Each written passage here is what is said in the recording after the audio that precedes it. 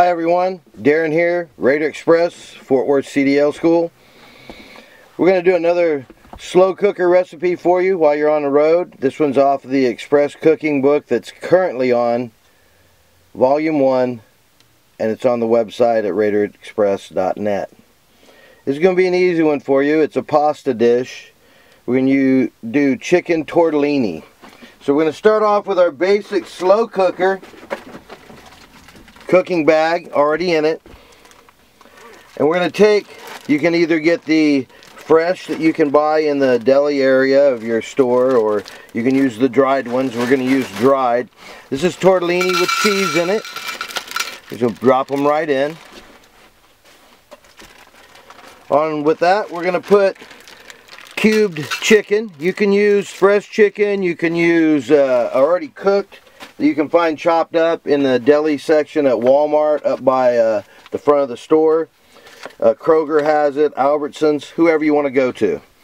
On top of that, we're going to put sloppy Joe mix. Something everybody always tells me, why that? It makes it a little bit of sweet. It's a good taste for it. Along with that, we're going to do about a half a tablespoon of minced garlic. We're going to shake a little bit of basil. I use basil a lot. It's a good herb, and it makes things taste a little bit better and sweeter. Then we're going to use the chicken, McCormick's chicken seasoning, Montreal, and a can of your basic Hunt's traditional sauce.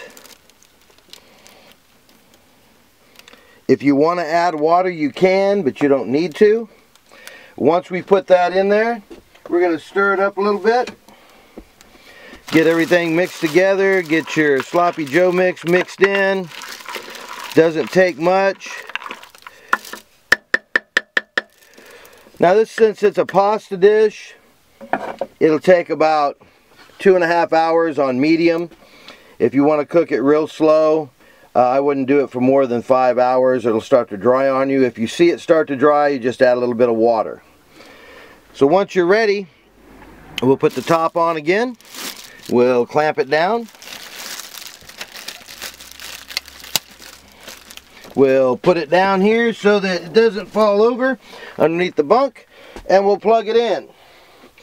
You can use anything you want for a side dish. With this, I went with broccoli. You can microwave your broccoli, put a little bit of garlic toast with it, and you're set to go. Enjoy.